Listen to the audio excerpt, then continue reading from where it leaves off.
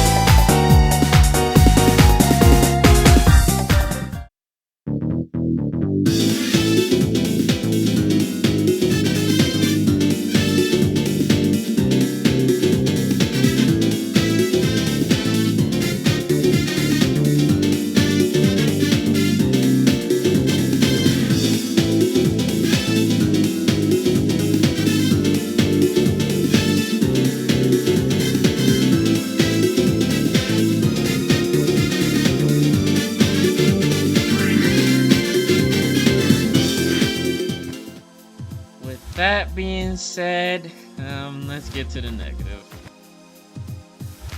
While I don't think this game is Sega touring car bad, it's a little unfinished. The handling just feels off. just the turning just doesn't feel good, and the drifting is not good, and the difficulty is quite cheap, to be honest, for a Sega racing game. I kind of expect Sega racing games to have a challenge to them, but they're fair. This one doesn't feel very fair, mainly due to how janky the AI behaves.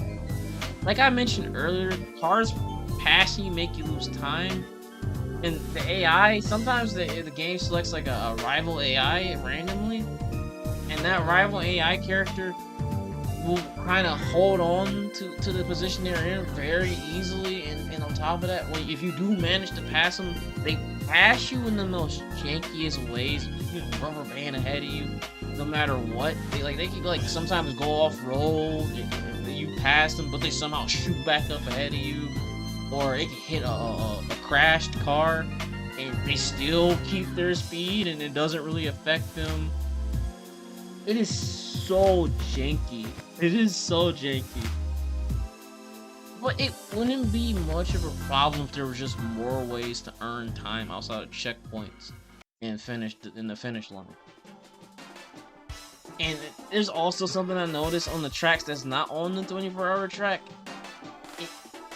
Passing them also feels janky because it's just like their hitboxes are a little too big, it seems.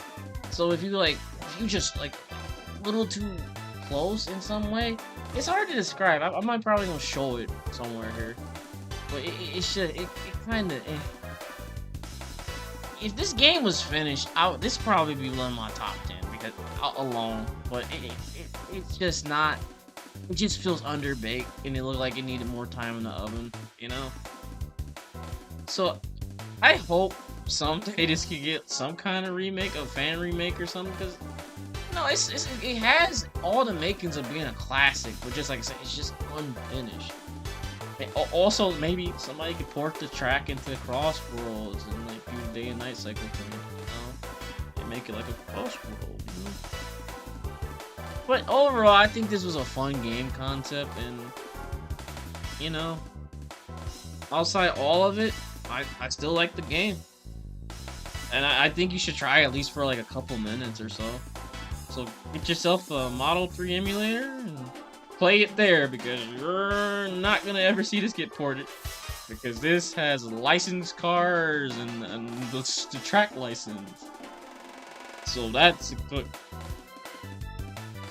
Or if you see it in an arcade, which I'm pretty sure. But if nothing you take away from this, please listen to the fucking music. It is very good. It deserves a listen. For the love of Christ, if you made it to this video, listen to the music. I beg you.